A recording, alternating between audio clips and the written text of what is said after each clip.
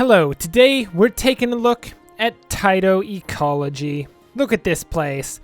So, in Tyto Ecology, our goal is to create a massive ecosystem with tons of nice little animals like jackrabbits and kangaroo rats and ants within a biodome for some particular reason.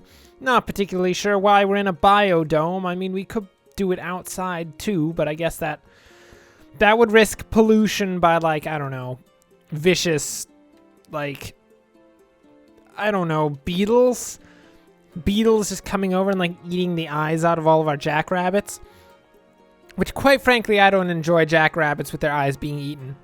So, as you can see, we're already doing something here. A nice ecosystem has already been created by yours truly. Let's go over what we are seeing here so that you can better understand what's going down. So, all of this stuff, except for the ground, I didn't make the ground. Everything else is made by the player. So the player places everything here from the plants, which we've got joint fir plants. I have no clue what those are. We have Galeta grass, which I also have never seen. Never before. I've never heard of it. It might not actually exist. It totally does. Don't worry about it. And we've got beaver tail cactus, which is our only fruit in this entire place, which is ridiculous. Just a bunch of leaves. Disgusting. And then we have different animals. So, animals, as you can see, are placed via little groups. Let's actually look at an animal and look to place it. Here we got a jackrabbit. Look at that jackrabbit. Do we want to add a jackrabbit? Sure, why not? So, to place a jackrabbit population, because we're not just placing one jackrabbit, we're actually placing 12 jackrabbits at the same time. Actually, yeah, I think it is 12. So what we do is we place it, and this circle that you see here is its area of influence. So these jackrabbits will move anywhere within that circle in order to find food, interact with other creatures, all that good jazz. So as you can see, it's interacting with a variety of other nice animals and all sorts of stuff. Like it's going to interact with an armadillo, probably like riding it into the sunset. It's going to interact with an ant because the ant's going to eat the jackrabbit's eyes out, which is kind of unfortunate. And it's interacting with an ocelot, and the ocelot's going to eat the jackrabbit. It's not going to be good for the jackrabbit. Most of these situations end poorly for the jackrabbit. And now, as you can see, this is our new jackrabbit population filled with a bunch of disgusting little jackrabbits, pretending that they're really cool, but in reality, they're going to get eaten by a bunch of ocelots. And it's going to be sad. Poor, disgusting jackrabbits. And we place all variety of animals which have their different positions, like bobcats are the carnivores that, of course, eat the little herbivores like kangaroo rats, which totally deserve death. I mean, let's go find a kangaroo rat out in the field somewhere. Kangaroo rat? Yeah, see that guy? That guy's a kangaroo rat. Look at him. He's disgusting. Look, nobody likes a kangaroo rat. Look at that. Terrible. Ugh, look at him hop. It's disgusting. And we got moths to pollinate things. And our entire goal here is to create a flourishing ecosystem and continually increase the biodiversity of said ecosystem. Now, in this game, we have two separate resources. We have an energy, which is what we use to place individual populations. So, like, if we go to our plants and we see the Galeta grass, it costs 10 energy to place one thing of Galeta grass, which we'll place right there because there's a grassland out here, which is so nice. Look at this grassland. It's so big. It's pretty much inhabited exclusively by jackrabbits and kangaroo rats, which is kind of disgusting. Luckily, the ocelots do come through here and feast upon the jackrabbits and the kangaroo rats on a regular basis. So I'm pretty happy about that. And this energy recharges at a regular rate. We also have something called coins. And I know what you're thinking right now. You're thinking, oh, that's disgusting. There's some sort of like microtransactions involved. And I have to say, no, people, burn in a pit. You didn't even let me finish my sentence, mostly because I didn't finish my sentence because I was ranting on about how you were going to rant on about something, which is maybe not the best. But anyway, we use the coins to unlock new species. So as you can see, we've got Galeta grass, joint fur, and beaver tail, which all cost this energy. But then we've got this creosote bush that costs coins. That means that we have to unlock it with coins. And you may ask, how do we get coins? Well, achievements and just waiting. I mean, every week we get a little assessment on how well our biodome is doing, and we get cash monies for it. So let's look at the current situation in our biodome. Pretty much we have a few different little sections of creatures living here. We have our herbivores, which we've discussed. We hate our herbivores. Everyone hates the herbivores. Look at that jackrabbit. So smug. We should probably put another ocelot in here. Who wants to put another ocelot in here? Look, the herbivores need to learn their lesson. They can't just go around being little pricks, being like, oh, mate, I want to eat everything. You can't eat everything, because guess what? There's an ocelot that's going to eat your face off. These are, oh, they're bobcats. Okay, technically not ocelots, but we're going to call them ocelots regardless. So these ocelots, asterisk bobcats, are the best. Oh, we got some weekly income. Oh, that's nice. We got 15 coins. Let's look at our details. Our animals have a diversity score of 12.625, which means nothing to me at all. Our plants have a diversity score of 2.98. Clearly proving that our animals are, of course, far better than our plants because they are far more diverse. So burn in a pit, plants. Who do you think you are? Disgusting. Nice. So, as I was saying, these bobcats are the best. They're going to feast upon a large variety of different creatures. Then we also have, in addition to our nice herbivores and our carnivores, we have some insectivores in the form of an armadillo. Look at that armadillo. He's going to go around and eat the ants, which we have somewhere here. We have, here's an anthill. Bunch of disgusting ants. The armadillo will hopefully come around and feast upon the ants like night and day. That would be the ideal situation. And then, of course, there's this situation where when an ocelot goes and eats a jackrabbit, it tends to leave behind a bunch of like bones and meats and stuff. And we have to get rid of those somehow, or else they're going to kill the ocelots. And we kind of want our ocelots. Asterisk bobcats. Yeah, see this dead kangaroo rat right here. Ugh, disgusting. So to fix that, we have nice mushrooms and millipedes that feast upon the flesh of the fallen disgusting herbivores, which is perfect. So good. So that is pretty much an overview of our nice little ecosystem right here. Oh, and we have moths too. They pollinate the plants because apparently the plants want to be pollinated. I don't know. Look, the plants didn't ask me if they could be pollinated. They just wanted to be. We should probably put some moths down here too to make sure there's more pollination going on. Okay, so we got ourselves 15 nice coins and we can purchase some sort of thing from here. We don't have any more decomposers. There's just mushrooms and millipedes, which is kind of unfortunate. But we do have, oh my word, what the heck? Did everything just pollinate or something? Because there's a bunch of grass showing up here. It's freaking me out. Oh my word. I'm pretty sure the plants just pollinated and like planted their seeds. We've now got a bunch of grass. I don't think this is good. This is too much grass. Who thinks this is too much grass? I think this is too much grass. Wow. Bit of lag there. It's fine. Don't worry about it. Oh my word. There's so much grass in this place now.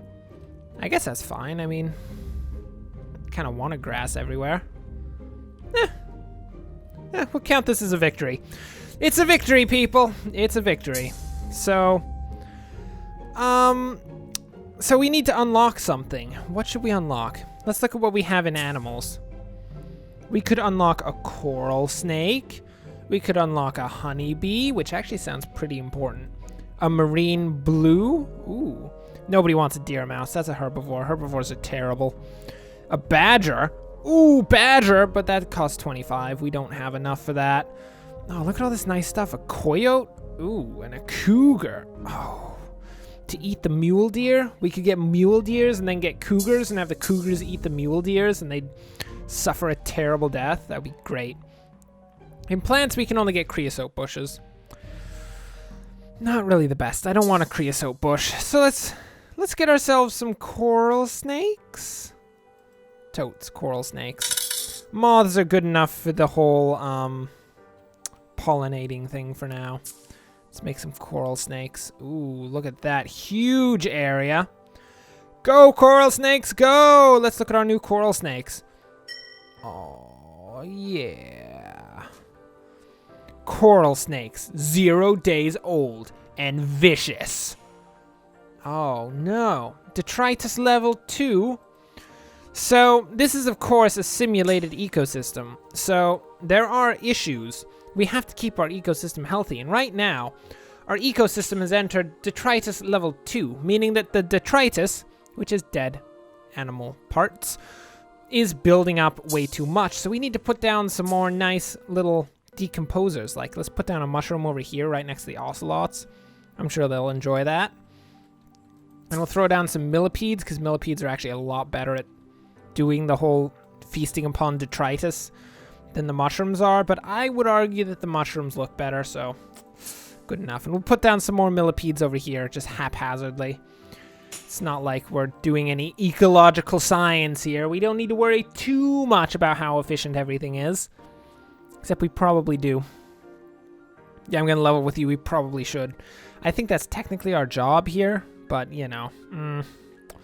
We've only had our job for 1 month, 3 days. So one would say that we don't quite know what we're doing yet. Oh, look at that armadillo. There's a sleeping armadillo. What is that? That's a skull.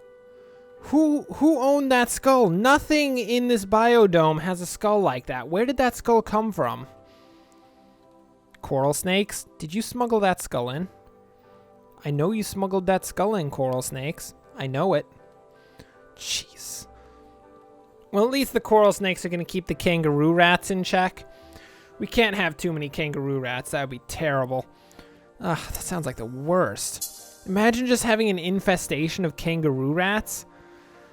Oh, I don't want to think about it. I don't want to think about it. It's terrible. No! Okay, we're going to put down another population of ants right over here. It's going to be nice. So, as you might note, we're only in a small section of the biodome. It is entirely possible to move into these new sections, but we need to unlock them first. So, in order to do that, we would need to go here to the map. And you can see we have massive populations of a variety of different things in here. But we can unlock this by spending coins. 50 coins to be exact to unlock Zone 2, and we keep going around until we've unlocked all of them. Apparently there's a fish section with like water and stuff, and I'd love to put fish in the fish section, but we don't have the fish section, so we can't really do that. What is this global stats? Can I see my global stats? No, apparently we can't see our global stats. That's fine. That's fine. Ooh, we made more money. Nice. So we have 24 coinage. What sort of new amazing creature should we bring into the situation? A big sagebrush or octillo? No, I want a big sagebrush. There we go. We got a big sagebrush. Let's look at what the heck? What the heck even? Oh, okay, that makes a lot more sense now. Look at this thing. Oh, that's cool. It's like a tree. But it's not a tree because it's totally a giant big sagebrush. Let's put a few more down. I don't think one giant big sagebrush will be enough to like create a large population of sagebrushes. And I feel like we should have a decent population of sagebrushes. I mean, they're pretty cool. Unfortunately, we can't put them in like the dense areas because they don't fit, but we can put them out on the outskirts and that should be fine. Very nice. Now we got some sagebrushes all over the place. And the little kangaroo rats can come nibble on the sagebrush. But of course, it's a trap. There's ocelots in the sagebrushes. That's right. Ocelots love to hang out in sagebrush. It's kind of unfortunate for the poor kangaroo rats who now have to suffer a sad and terrible death at the hands of 1.5 million ocelots hiding in sagebrushes. And you would say, how exactly do the ocelots hide in sagebrushes? Ocelots are orange. Sagebrush is, what, gray? I guess it's gray. That doesn't make any sense. And I would say, shut up. Kangaroo rats aren't that intelligent. Look at how small they are. Where's a kangaroo rat? That's a dead that one. How big of a brain do you think that kangaroo rat has? Pretty sure it has a tiny, disgustingly small brain. So it probably doesn't quite comprehend the fact that there's a bunch of ocelots trying to eat it in some sagebrush. So just saying, I'm not thinking that the kangaroo rats are going to last very long in that situation. It's not going to be the best. You can die very quickly, I would say. I don't know if we've dropped down from detritus level 2. I mean, detritus level 2 isn't bad for us. It's past level 2 that things get a bit concerning. We do want some detritus, but we don't want a ton of it. Preferably, I'd rather have more millipedes than detritus. But, I mean, the world doesn't let us choose that one. Oh, look at these ocelots just running around like beasts. Were you going to eat something? Oh, did you see that? He just hunted down that rabbit. Totally just got that rabbit because the rabbit was just sleeping like, mate, I'm totally safe from the 150 ocelots that are running around in the fields. These ocelots won't go for me. And then the ocelot was, of course, like, mate, I see you right there. And feasted upon the poor, pathetic body of the jackrabbit. That was vicious. Brutal ocelots. Brutal. How friggin' nice. Well, look at this. Look at all of these nice little animals coexisting for the most part. Outside of like the ocelots who aren't coexisting. They're just feasting upon jackrabbits and kangaroo rats and occasionally an armadillo. Although I imagine an armadillo is pretty formidable against an ocelot. I think the coral snakes are more effective against armadillos. Because the coral snakes, all they have to do is get one little nibble in, and then the armadillos die from the poison. How are the armadillos doing, by the way? We can check the health of all of these things by just clicking on their territories. It looks like they're pretty healthy. They have an average 100% health. Pretty high average hunger, because they get to feast on a bunch of ants and occasionally millipedes too. Which is nice. And it looks like all of the populations are pretty much at 100% health. We've been pretty conservative about placing things. Because I don't want to, like, destroy the ecosystem by placing too many ocelots. Which are totally bobcats, but once again, I just don't care. But in saying that, I'm placing more ocelots, because we need more ocelots. There are not enough jackrabbits dying in this situation. Nor are there enough kangaroo rabbits dying in this situation, so we need all the more animals. Well, I think that will bring us to the end of this nice little episode of Tyto Ecology. Thanks for watching. If you enjoyed this, like and subscribe. This has been Tyto Ecology. It's pretty fun. You place some animals, you watch the animals thrive together, you get new animals, you put them in, ocelots eat said animals. And I mean, that's really the highlight of the game, isn't it? Just watching an ocelot just feast upon a kangaroo rat. Oh, I couldn't think of anything better to do with my time than just watch an ocelot eat a kangaroo rat. Probably the best. But anyway, until next time, thanks for watching, and of course, enjoy the rest of your day.